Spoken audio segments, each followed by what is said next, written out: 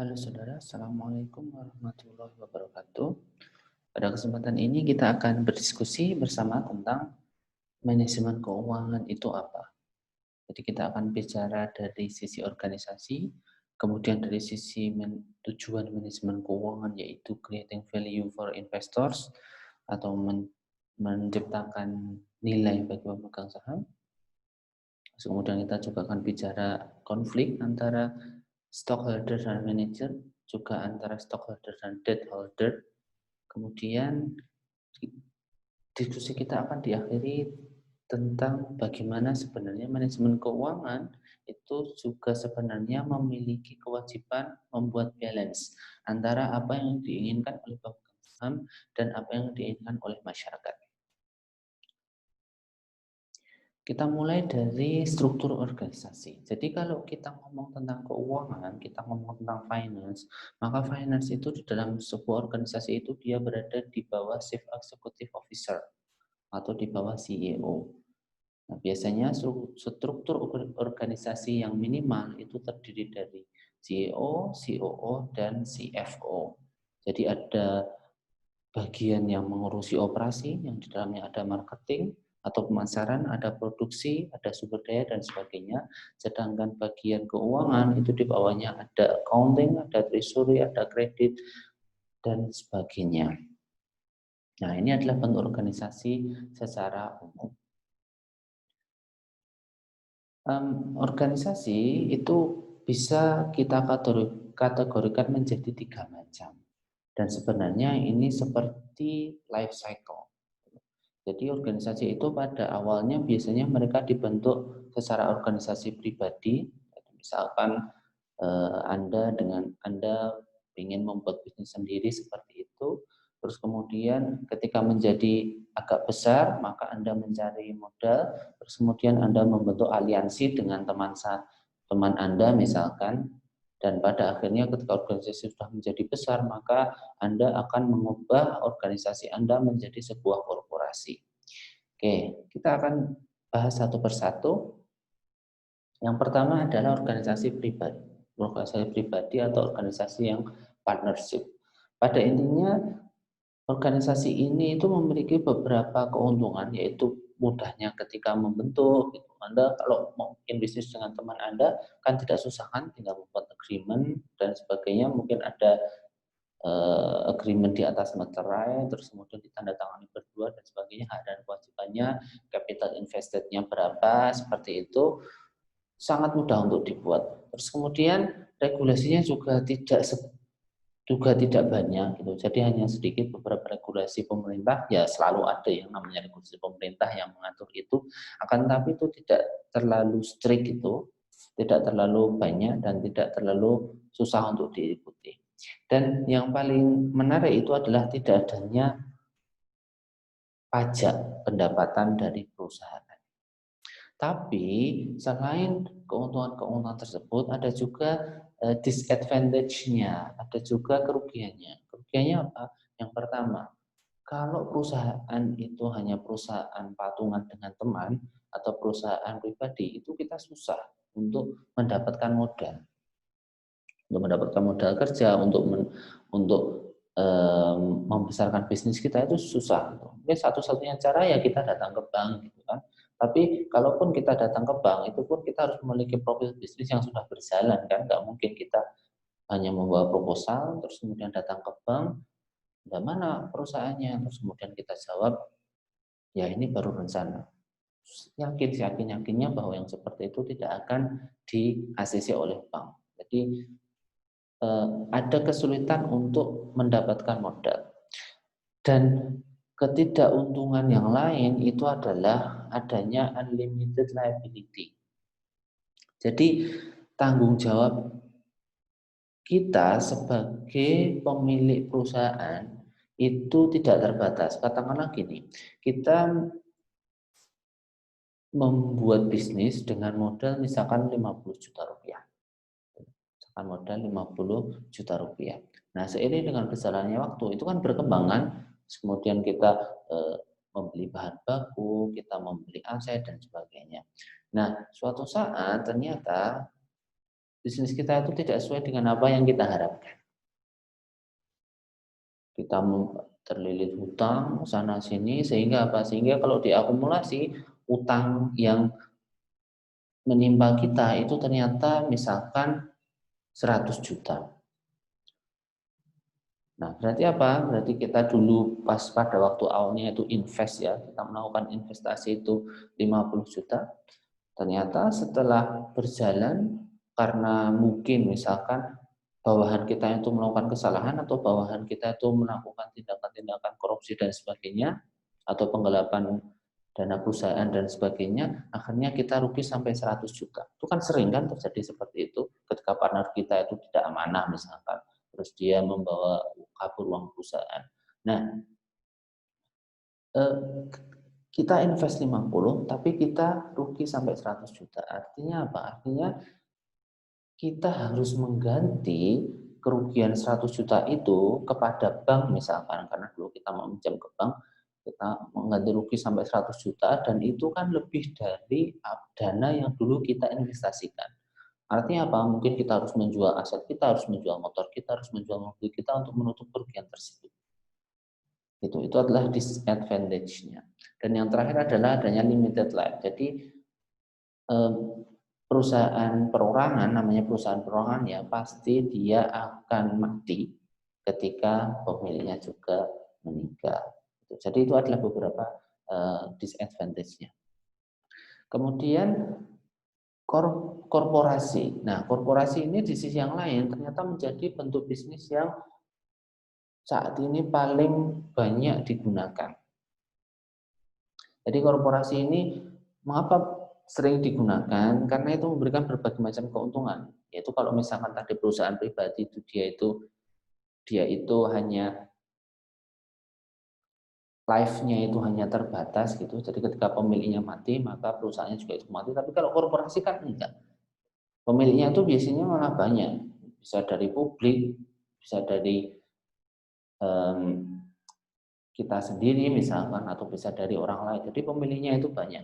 Misalkan ada perusahaan namanya Anda tahu misalkan salah satu mobil misalkan Toyota misalkan katakanlah seperti itu ya. Kalaupun Toyota itu pemiliknya itu mati kan perusahaannya tidak terus kemudian mati. Mungkin diteruskan oleh anak-anaknya yang lain atau mungkin ada pemilik-pemilik yang lain gitu kan. Jadi seperti itu. Jadi life-nya itu unlimited. Kemudian selanjutnya itu easy transfer of ownership. Jadi kalau kita mau mentransfer kepemilikan, misalkan dari saya punya Toyota, misalkan saya punya saham Toyota 10%, kalau mau saya transfer ke anak saya itu kan gampang saja. Tinggal nanti membuat transaksi di pasar modal itu sudah beres. Bukan? Nah, selanjutnya adalah limited liability. Jadi kalau misalkan perusahaannya itu rugi, maka apa? Yang saya ganti kerugian ya hanya sebatas sebesar yang dulu saya investasikan. Kalau dulu saya membeli saham misalkan PT Astra Internasional, katakanlah saya beli 50 juta, kalau Astra itu rugi, ya kerugian saya hanya sebesar itu. Nggak mungkin akan menggerogoti dari harta atau aset saya sendiri. Yang paling menarik itu adalah kemudahan dari mendapatkan modal, yaitu advantage yang keempat.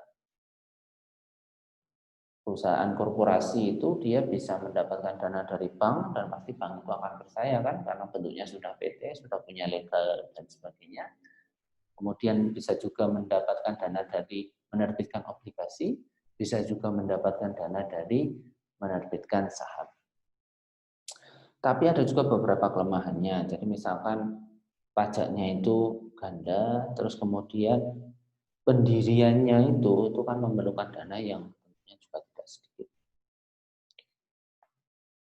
Nah, setelah kita mengetahui bentuk organisasi, maka selanjutnya kita akan mempelajari tentang stock price dan intrinsic value. Jadi organisasi tadi kita sepakati ya bahwa korporasi itu memberikan banyak keuntungan walaupun ada beberapa kerugiannya, dan ketika perusahaan itu menjadi korporasi, apalagi ketika dia bisa listed atau dia bisa terdaftar di bursa, maka kan dia terus kemudian memiliki saham yang di situ ada harganya. Nah, di setiap harga saham itu ada yang namanya nilai intrinsik dan juga nilai ekstrinsik. Nilai intrinsik itu sebenarnya berapa sih true value dari saham itu? Sebenarnya berapa sih saham itu, nilai sebenarnya itu berapa? Itu adalah nilai intrinsik. Nah, terkadang harga saham itu tidak mencerminkan nilai intrinsik. Kapan? Yaitu ketika pasar itu tidak sempurna. Oke, di sini jadi dikatakan jika persepsi investor itu tidak benar, maka stock price in the short run might deviate from intrinsic value. Jadi di dalam jangka pendek harga saham itu akan deviasi dari nilai intrinsiknya.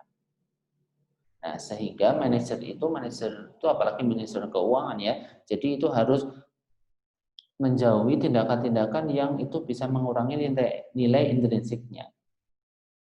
Bahkan jika keputusan-keputusan tersebut bisa meningkatkan harga saham di dalam jangka pendek. Jadi manajer itu harus selalu berpikiran bahwa bagaimana meningkatkan harga saham itu di jangka panjang, bukan di jangka pendek. Nah, terus sebenarnya determinannya apa aja, intrinsic value dan juga harga saham itu. Jadi di sini di bagian ini ada managerial action atau aksi yang dilakukan oleh manajer, terus kemudian selain itu, tapi ada juga misalkan pajak, terus kemudian iklim politik, apakah itu pilkada atau enggak, apakah ada pilpres atau enggak, terus kemudian juga lingkungan ekonomi. Nah, di sini itu bisa membentuk true investor cash flow atau arus kas yang benar, atau bisa membentuk arus kas yang dipersepsikan. Begitu juga bisa membentuk risiko yang benar dan juga risiko yang itu hanya perasaan dari investor itu saja. Nah, ketika risiko dan juga cash flow yang benar itu dia akan berkontribusi pada nilai intrinsik saham. Dan di sisi yang lain, persepsi investor itu akan membentuk harga saham atau nilai ekstrinsiknya. Dan ketika harga nilai intrinsik dan nilai ekstrinsik atau harga saham tadi itu mendekati, maka itu akan mencapai market equilibrium. Nah, di dalam sebuah perusahaan, karena tadi kita sepakati bahwa perusahaan korporasi itu ada manajer dan juga ada pemegang saham yang tugasnya mengawasi manajer, maka di sana pasti ada yang namanya konflik. Mengapa? Karena secara harfiah ya, yang namanya manusia itu, dia itu akan selalu melakukan sesuatu untuk memuaskan kebutuhannya dia sendiri. Padahal misalkan manajer itu kan dia ditugasi, dia ditunjuk oleh pemegang saham melalui rapat umum pemegang saham untuk mengelola perusahaan agar apa? Agar keuntungan pemegang saham atau keuntungan orang-orang yang menunjuk dia itu kan bisa semakin banyak. Kan memang tujuannya itu. Nah, tapi di sisi yang lain direksi itu atau manajer itu kadang tidak berbuat seperti itu. Yang mereka buat hanya yang mereka lakukan itu malah misalkan memperkaya diri sendiri, terus kemudian mereka memiliki keinginan-keinginan yang lain, bahkan mereka melakukan hal-hal yang itu sangat berisiko dan berbahaya bagi perusahaan. Jadi misalkan kemarin kita lihat contoh di PT Garuda Indonesia ya, salah satu direksinya atau direktur utamanya yang terus kemudian terkena kasus penyelundupan Harley Davidson itu kan saya yakin bahwa itu bukan merupakan perintah dari pemegang saham kan. Jadi dia sebagai direksi dia menyalahgunakan kewenangannya yang harusnya selalu berpikir untuk memberi keuntungan bagi perusahaan, akan tetapi dia malah memperkaya, dia malah melakukan kegiatan untuk dirinya sendiri. Itulah salah satu contohnya. Nah, tapi apakah pemegang saham itu nggak bisa ngapa-ngapain? Oh, pasti dia bisa. Jadi dia misalkan dia bisa mendesain misalkan paket-paket kompensasi yang sesuai. Terus kemudian dia juga bisa mendesain misalkan kalau manajer tidak sesuai dengan yang diinginkan, tidak bisa mencapai return, tidak bisa mencapai laba yang diinginkan, maka nanti ada ancaman pemecatan misalnya seperti itu. Nah, bagaimana kemudian konflik yang terjadi antara pemegang saham dengan debt holder, atau debt holder itu orang yang memberikan utang kepada perusahaan. Nah, jadi pada intinya karena pemegang saham dan debt holder itu dia memiliki preferensi yang berbeda tentang bagaimana cara penggunaan investasinya, maka terkadang di sana juga ada konflik. Jadi katakanlah seperti ini. Pemegang saham itu pada umumnya itu mereka menginginkan, mereka menginginkan perusahaan itu melakukan aktivitas proyek-proyek yang itu berisiko. Mengapa? Ketika proyek itu berhasil, maka mereka akan mendapatkan return yang lebih tinggi. Misalkan ada sebuah perusahaan, kita punya misalkan ada sebuah perusahaan, terus perusahaan itu ada kesempatan untuk melakukan investasi. Nah, investasi itu tapi di proyek yang sangat berisiko. Nah, dari perspektif pemegang saham, pemegang saham itu biasanya mereka akan tertarik karena apa? Karena ketika mereka nanti untung, untungnya akan jauh lebih besar. Di sisi yang lain, kalau kita lihat di laporan keuangan, karena proporsi dana itu misalkan 50% dari pemegang saham dan 50% dari pemilik atau dari bank misalkan atau dari pemilik utang, maka biasanya debt holder ini, orang yang memberi utang ini, dia akan cenderung untuk tidak menerima proyek tersebut. Karena apa? Karena kalau proyek tersebut untungnya banyak, kan yang dia terima itu tetap. Misalkan yang dia terima itu misalkan 10% per bulan gitu ya dari perusahaan kita, maka kalau perusahaan ini investasi di proyek yang sangat berisiko, kan yang dia terima juga akan segitu saja. Hanya akan sekitar 10 hanya akan sekitar 10% per bulan.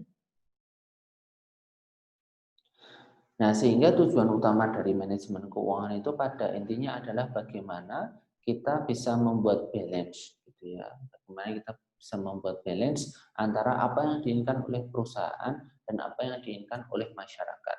Jadi sebenarnya konsep manajemen keuangan itu kalau misalkan kita menjadi manajer keuangan, maka tugas kita itu tidak hanya memuaskan, tidak hanya meningkatkan nilai pemegang saham, akan tetapi sebenarnya kita itu harus berpikir juga pada masyarakat. Gitu.